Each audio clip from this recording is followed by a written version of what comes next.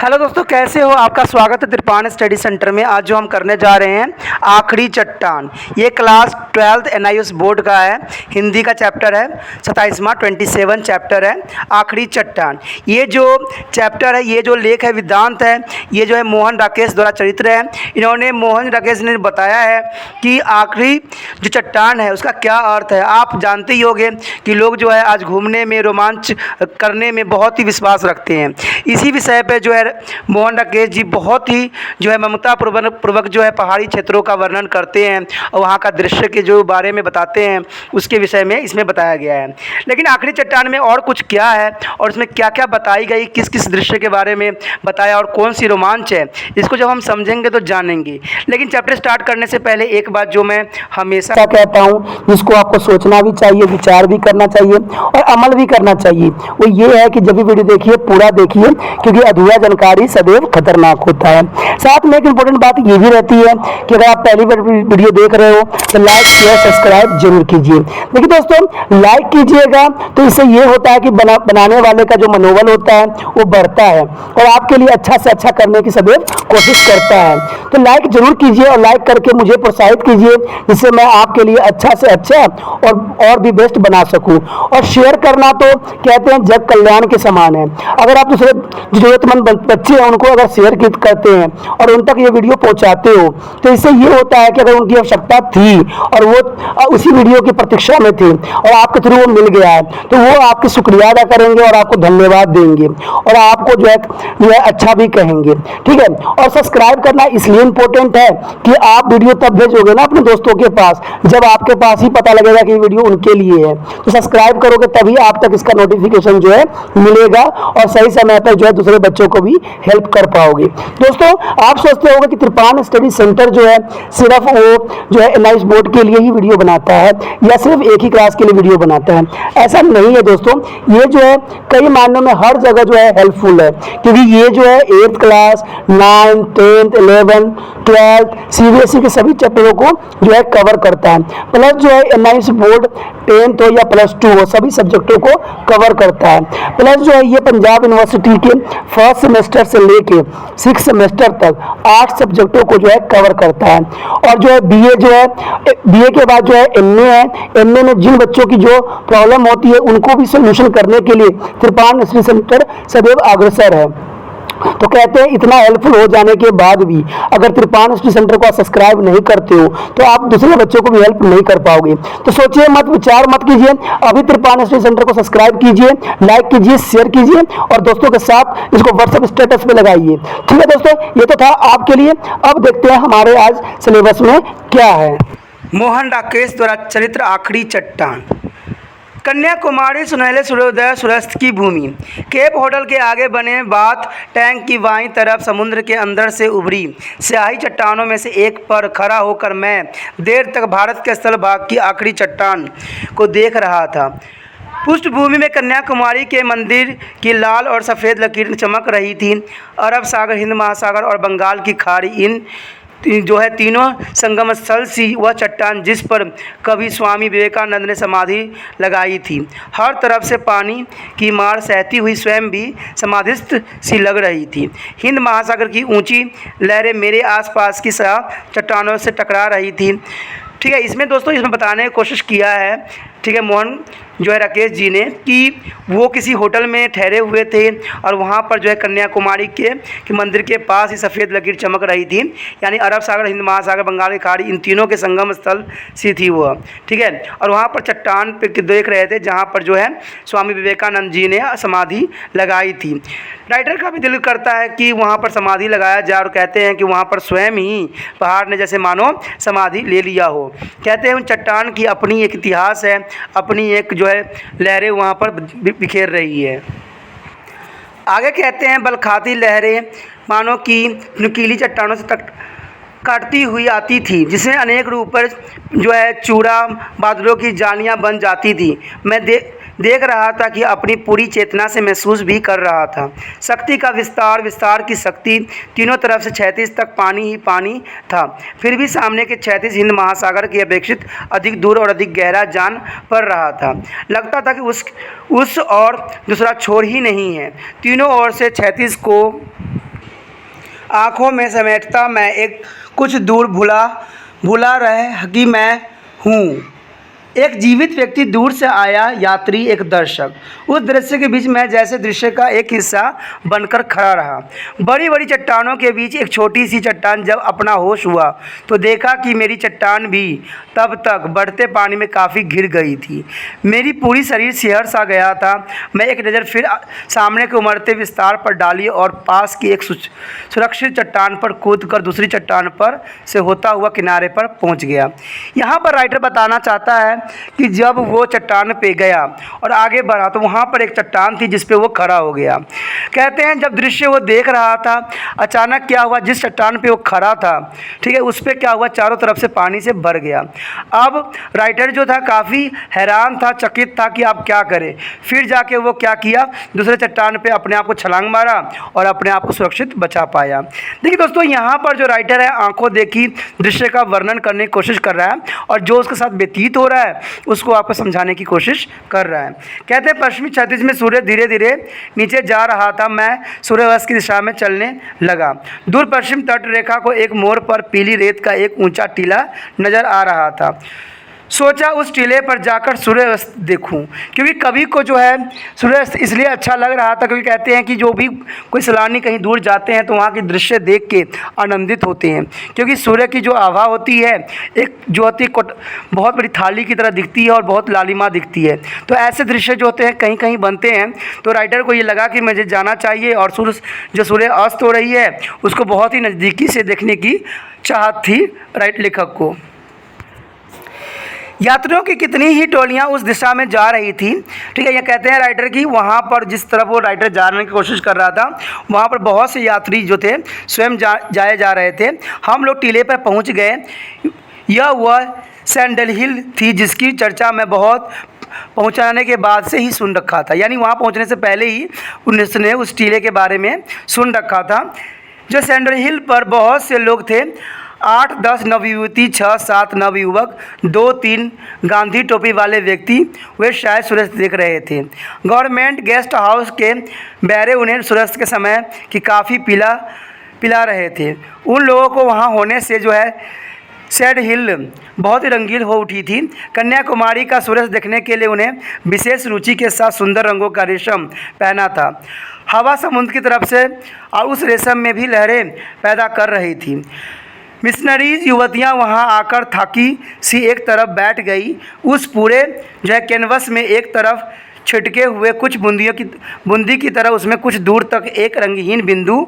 मैं ज़्यादा देर अपनी जगह स्थिर नहीं रह सका।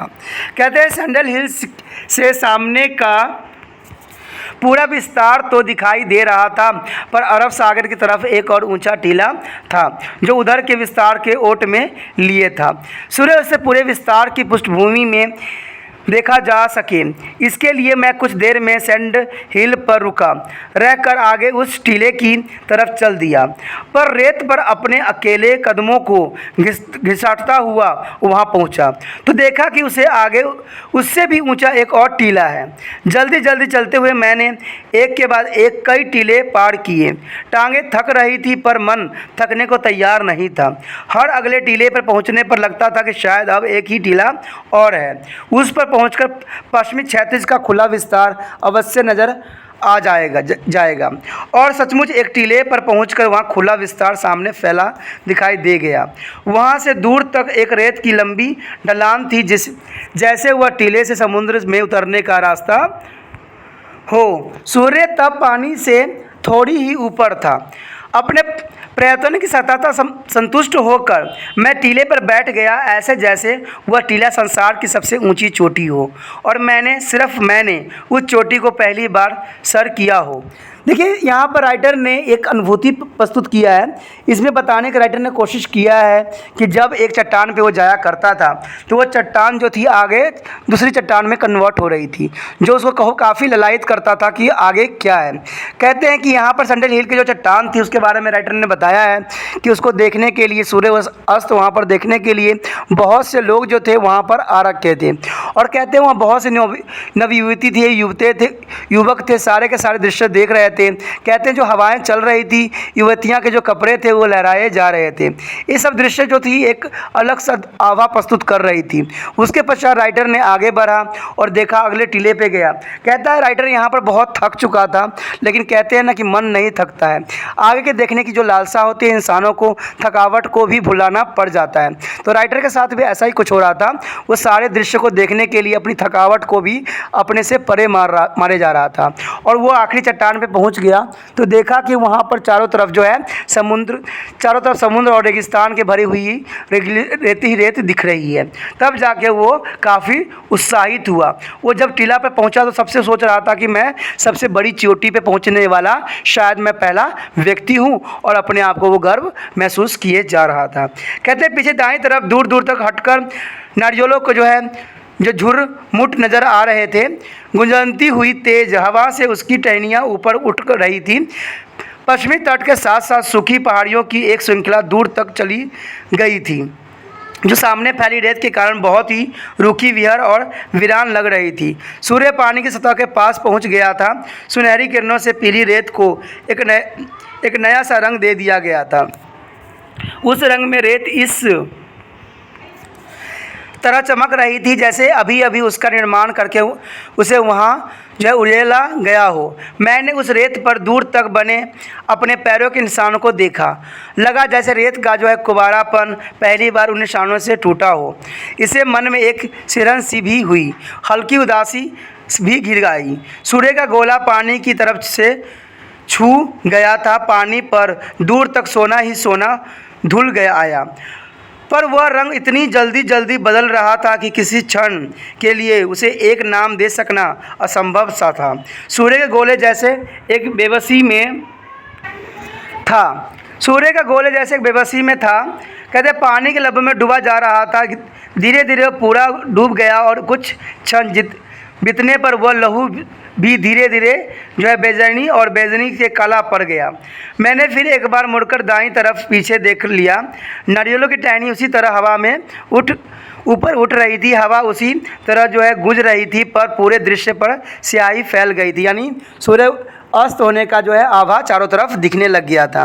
एक दूसरे से दूर खड़े जो है झुरमुट स्याही फर्क जैसे लगातार जो है सिर छूने रहे थे और हाथ पैर पटक रहे थे। मैं अपनी जगह से उठा खड़ा हुआ और मुट्ठियाँ खींचता खोलता कभी उस तरफ और कभी देखते रहा समुद्र की ओर। अचानक ख्याल आया कि मुझे वहाँ से लौटकर भी जाना है। इस ख्याल से ही शरीर में कपकपी सी भर गई। दूर सैंड हिल की तरफ देखा। वहाँ से आई में डूबे कुछ धुंधले रंग जो थे हिलते नज़र आ रहे थे। मैंने रंगों को पहचानने की कोशिश की, पर उतनी दूर से आकृतियों की अलग अलग कर सकना संभव नहीं था। मेरे और उन रंगों के बीच स्याह पड़ती रेत के जो कितने ही टीले थे। मन में डर समाने लगा कि क्या अंधेरा होने से पहले मैं उन सब टीलों को पार करके जा सकूंगा। कुछ कदम उस तरफ बढ़ा भी, पर लगा कि नहीं, उस रास्ते से जाऊंगा तो शायद रेत में ही भटकता रह जाऊंगा। इसलिए सोचा कि बेहतर है कि नीचे समुद्र तट पर उतर जाए। तट का रास्ता निश्चित रूप से कैंप होटल के सामने तक ले जाएगा। निर्णय तुरंत करना था, इसलिए बिना और सोचे मैंने रेत पर बैठकर नीचे की तरफ फिसल गया। पर तट पर पहुंचकर फिर कुछ क्षण बढ़ते अंधेरे की बात भुला रहा। कारण था तट की रेत। यूँ पहले ही समुद्र तट पर कई रंगों की रेत देखी थी, जो है सुरमई, खाकी, पीली और लाल, मगर जैसे रंग उस रेत में थे वैसे मैंने पहले कहीं नहीं देखी। रेत में नहीं देखी होगी। कितने ही अनाम रंग थे। वे एक इंच पर एक दूसरे से अलग और एक रंग कई रंगों की झलक लिए हुए थे। काली घटा धनी लाल आंधी को मिलाकर रेत के आकार में ढाल देने से रंगों को जितनी तरह से अलग अलग शिमरन पाए जा सकते थे वे सब यहाँ थे, और उनके अतिरिक्त भी बहुत से रंग थे। मैंने कई अलग अलग रंगों की रेत के हाथों में लेकर देखा और मसल कर नीचे गिर जाने दिया।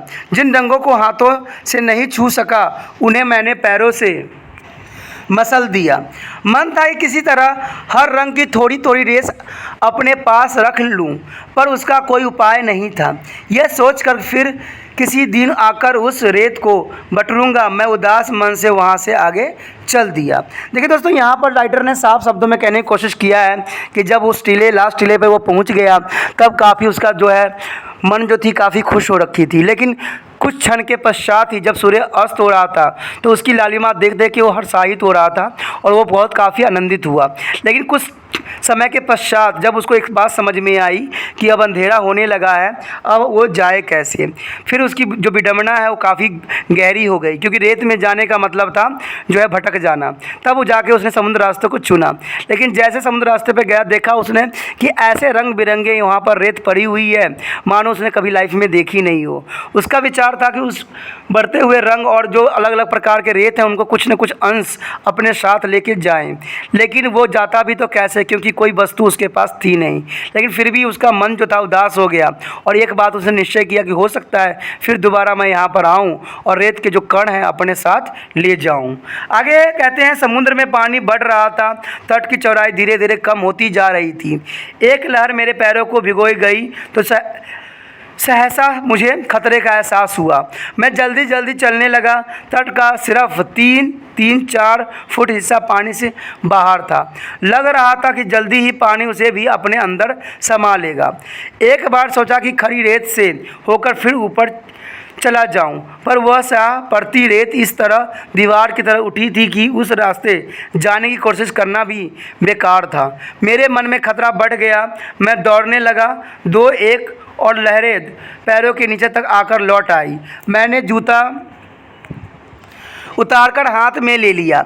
एक ऊंची लहर से बचकर इस तरह दौड़ा जैसे सचमुच वह मुझे अपनी लपेट में लेने आ रही हो। सामने एक ऊंची चट्टान थी। वक्त पर अपने को संभालने की कोशिश की, फिर उसे टकरा गया। मैं बाहों पर हल्की खरोंच आ गई, पर ज़्यादा चोट नहीं लगी। चट्टान पानी के अंदर तक नीचे चली गई थी। उसे बचाकर आगे जाने के लिए पानी में उतरना आवश्यक था, पर इस समय पानी की तरफ पांव बढ़ाने का मेरा साहस नहीं हुआ। मैं चट्टानों को नोकों पर जो है पैर रखता किसी तरह उसके ऊपर पहुंच गया। सोचा नीचे खड़े रहने की अपेक्षा वो अधिक सुरक्षित होगा, पर ऊपर पहुंचकर लगा जैसे मेरे साथ मजाक किया गया हो। चट्टान के उस तरफ तट का खुला फैलाव था, लगभग 100 फुट का। कितने ही लोग वहां टहल रहे थे। ऊपर सड़क पर जाने के लिए वहां से रास्ता भी बना था। मन से डर निकल जाने से मुझे अपनी आप काफ़ी हल्का लगा और मैं चट्टान से नीचे कूद गया। रात कैंप होटल का लॉन, अंधेरे में हिंद महासागर काटती हुई स्याह लकीर, एक पौधे की टहनियाँ नीचे, सड़क पर टॉर्च जलाता बुझाता एक आदमी, दक्षिण पूर्व के 36 में एक जहाज़ की मदद सी रोशनी, सूर्य उदय। हम 8 आदमी विवेकानंद चट्टान पर बैठे थे। चट्टान से 100-125 गज आगे समुद्र के बीच जाकर है, वहाँ जहाँ बंगाल खाड़ी की जो है भौगोलिक सीमा समाप्त होती है। मेरे अलावा 3 कन्याकुमारी के बेकार नवयुवक थे, जिनमें से एक ग्रेजुएट था, 4 मलाह थे और एक छोटी सी मछुआ नाव में हमें वहाँ लाए थे। नाव क्या थी, रबड़ पेड़ के 3 तने के साथ जोड़ लिया गया था बस। नीचे की नुकीली चट्टानें और ऊपर की ऊंची लहरें से बचते हुए मल्लाह नाव के उस तरफ ला रहे थे, तो मैंने आसमान की तरफ देखते हुए उतनी ही देर अपनी चेतना को स्थगित रखने की चेष्टा भी की थी। अपने अंदर के डर को जो है दिखावटी उदासीनता से ढके रहना चाह रहा था, पर जब चट्टान पर पहुंचा तो डर मेरी टांगों में उतर गया, क्योंकि वहां बैठे हुए भी हल्के हल्के कांप रही थी। देखिए दोस्तों, यहाँ पर राइटर बताता है कि जब वहाँ पर जब वो पानी में उतरा था, जब समुद्र के नीचे गया था रास्ता अपने जो है कैंप तक पहुँचने के लिए, तो कहते हैं कि पानी जो था धीरे धीरे उसके तरफ बढ़ता जा रहा था, क्योंकि कहा जाता है कि समुद्र के किनारे जाना खतरा से खाली नहीं होता है। क्योंकि समुद्र के जो लहरें होती है कभी कभी काफ़ी ऊंचाई तक आ जाती है। तो राइटर को इस बात की एहसास थी और वो पानी धीरे धीरे जो था उस पर आ गया। फिर भी राइटर ने जो है बहुत कोशिश करके चट्टान पे गया और लेकिन देखा कि अचानक चट्टान जो थी पानी से बढ़ गई थी। लेकिन तब उसको जाके अच्छा महसूस हुआ जब उसने देखा कि उसके नीचे जो है एक रास्ता बनी हुई है और वहाँ पर बहुत से लोग जो है सैर सपाटा कर रहे हैं। उसके पश्चात वो विवेकानंद जो गया वहाँ पर उसने सुबह हुआ और सुबह होने पर अपने 4 साथियों के साथ बैठा हुआ था, ठीक है। लेकिन कहता है कि जो वहाँ पर एक नाव पड़ी थी वो किसी भी आम चीज़ों से बनाई गई थी नाव थी। आगे लेखक कहता है कि ग्रेजुएट नवयुवक मुझे बता रहा था कि कन्याकुमारी की 8000 की आबादी में कम से कम 400-500 जो है शिक्षित नवयुवक ऐसे हैं जो बेकार हैं। उनमें से 100 के लगभग ग्रेजुएट हैं। उनका मुख्य धंधा है नौकरियों के लिए अर्जियाँ देना और बैठकर आस-पास में बहस करना।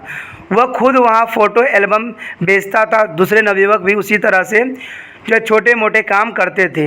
हम लोग सीपियों का जो है गुद्दा खाते हैं और दार्शनिक सिद्धांतों पर बहस करते हैं। वह कह रहा था इस चट्टान से इतनी प्रेरणा तो हमें मिलती ही है। देखिए दोस्तों, ये बात जो यहाँ पर राइटर को बताया जा रहा था वो सबसे बड़ा विडंबना है। कहते हैं हमारे देश में लोग ग्रेजुएट हैं, सब कुछ है, लेकिन उनके पास काम धंधा नहीं मिलता है, तो वो क्या करते हैं, छोटे मोटे कार्य करके अपना जीवन यापन करते हैं। चलिए वो तो महान है क्योंकि छोटे मोटे कार्य करना भी उनको आता है, लेकिन बहुत से लोग जो होते हैं बिल्ला बैठ के गलत कामों गलत रास्तों पे चले जाते हैं। तो सरकार को ये चाहिए कि ऐसे व्यक्तियों को ग्रेजुएट होने के पश्चात भी उनको अगर बैठना पड़े तो हमें तो अब सरकार को ही इसका दोषी मानना चाहिए। क्योंकि अगर सरकार उनके लिए नौकरियां निकालती है तभी जाके वो आगे बढ़ेंगी। कहते हैं ऐसे युवकों को हमें बिल्ला नहीं बैठाना चाहिए, उनके लिए कोई ना कोई काम सुचारू रूप से करने के लिए हमें बाध्य भी करना चाहिए। क्योंकि कहते हैं नौजवान अगर बैठ जाएंगे घर में तो देश को जो है सुरक्षा कौन करेगा, देश की रखवाली कौन करेगा और देश की उन्नति के ऊपर कौन चलेगा। आगे कहते हैं पानी और आकाश में तरह तरह के रंग झिलमिलाकर छोटे छोटे दीपों की तरह समुद्र में बिखरी से आई चट्टानों की ओर से सूर्य उदित हो रहा था। घाट पर बहुत से लोग उगते सूर्य के अर्घ्य देने के लिए एकत्र थे। घाट से थोड़ा हटकर गवर्नमेंट गेस्ट हाउस के बेरे सरकारी मेहमानों को सूर्योदय के समय की कॉफ़ी पिला रहे थे। क्योंकि वहाँ पर गवर्नमेंट गेस्ट हाउस थे, इसलिए सरकारी मेहमानों को जो है वहाँ के व्यक्ति जो है चाय पिला रहे थे। 2 स्थानीय नवयुवती उन्हें अपनी टोकरियों से शंख मालाएँ दिखा रही थी। वे लोग दोनों काम साथ साथ कर रहे थे, मालाओं का मोल तोल और अपने बाइक्यूज से सूर्य दर्शन। मेरा साथी अब मोहल्ले के हिसाब से मुझे बेकारी के आंकड़े बता रहा था। बहुत से जो है कडल काक हमारे आसपास तैर रहे थे। वहाँ की बेकारी की समस्या और सूर्योदय की विशेषता, इस दोनों से वे लगा। यानी इसमें जो है राइटर ने बताया है कि वहाँ के लोग जो हैं बहुत ही बेकारी की समस्याओं से जूझ रहे हैं। वहाँ पर सरकार को कदम उठाने की आवश्यकता है। देखिए दोस्तों, प्राकृतिक दृश्य जो होती है सबके लिए मनमोहक होती है और ऐसे प्राकृतिक दृश्य जो होता है मन खुश होता है और आनंदित होता है। लेकिन कुछ चीज़ों को देख के हम उदास भी होते हैं, क्योंकि हम पहाड़ी क्षेत्रों में तो जाते हैं यात्रा करने के लिए, घूमने और सैर सपाटा करने के लिए, लेकिन वहाँ पर हम गंदगी भी बहुत फैलाते हैं जिसके वजह से हमारा वातावरण दूषित होती है। कहते हैं अगर आप ऐसे जगहों पर जाते हो तो हर बातों को ध्यान रखो और उनकी जो अच्छाइयों गुण हैं उनको देखो, क्योंकि कहते हैं ऐसे आपको जीने का एक नया रास्ता मिलेगा और जीने का जो है आनंद मिलेगा। क्योंकि ऐसे चीज़ों से हमें एक हौसला मिलती है और ऐसे चीज़ों से हमें एक अच्छा प्रेरणा मिलती है जो हमें जीवन जीने के लिए सुचारू रूप चलने के लिए हमें बाध्य भी करती है। इसी के साथ जो है दोस्तों हमारा टॉपिक आज खत्म हो रहा है, ठीक है। अगर आपको अच्छा लगा तो लाइक शेयर सब्सक्राइब जरूर कीजिए। अगर पहली बार अगर आप वीडियो देख रहे हो, पहली बार मेरे चैनल पे आए हो तो सब्सक्राइब करना आपका फर्ज बन जाता है। सब्सक्राइब करने से ये होगा कि जो भी मैं आप क्लास के रिगार्डिंग कोई भी वीडियो डालूंगा उसका नोटिफिकेशन जो है समय समय पर आपको प्राप्त होता रहेगा। अगर सब्सक्राइब नहीं कीजिएगा, अगर आप दोबारा से त्रिपाण सेंटर पर आने की कोशिश कीजिएगा तो वहां पर आप त्रिपाण लिखिएगा तो जो है वो त्रिपस कर देगा, ठीक है। जो आप गूगल पर सर्च करोगे त्रिपस कर देगा, जिससे वजह से आप जो है मेरे वीडियो का जो है फायदा नहीं उठा पाओगे। तो सोचिए मत, विचार मत कीजिए, सब्सक्राइब कीजिए। आप सोचते होइएगा कि मेरे जो एग्जाम खत्म हो जाने के मेरा क्या जरूरत है त्रिपाण स्टडी सेंटर से, ठीक है, तो इसलिए सब्सक्राइब नहीं करने का सोचिएगा। लेकिन दोस्तों ऐसा नहीं है, त्रिपाण स्टडी सेंटर जो है बहुत हेल्पफुल है। क्योंकि ये जो है आपके 8th class 9th 10th 11th 12th जो आर्ट्स के सब्जेक्ट को कवर करता ही है, प्लस जो है ये NISU बोर्ड के जो है 10th+2 को भी कवर करता है। साथ में बीए जो है फर्स्ट ईयर से लेकर 6 सेमेस्टर तक बच्चों के लिए ये अग्रसर रहेगा 8 सब्जेक्ट में। तो सोचिए नहीं, विचार नहीं कीजिए, काफी जो है त्रिपाण स्टडी सेंटर का फायदा ही फायदा है। ठीक है, अगर आप मुझे प्रोत्साहित करोगे तो आपके लिए मैं तरह तरह के वीडियो बनाऊंगा जो आपको फायदा पहुंचाएगा। एग्जाम के तौर पे मैं आपको जो है पेपर भी आपको सोल्यूशन करके दिखाऊंगा जो आपके लिए फायदेमंद रहेगा। अगर नहीं सब्सक्राइब कीजिएगा, मेरा मनोबल घटेगा, तो हो सकता है कि आपको फिर दोबारा मैं नया वीडियो बनाऊं और आपको फायदा ना पहुंचाऊं। तो अभी भी नहीं सोचिए, मेरा जितना आप फैलाइएगा, जितने दूसरे बच्चों के साथ शेयर कीजिएगा, उतना जो है मैं आपके लिए कार्य करने में अग्रसर रहूंगा। ठीक है दोस्तों, इसे सोचिए मत, विचार मत कीजिए, अभी सब्सक्राइब कीजिए और अपने व्हाट्सएप स्टेटस पे लगाइए और दूसरे बच्चों के साथ भी शेयर कीजिए। ठीक है दोस्तों, अपना ध्यान रखना। बाय।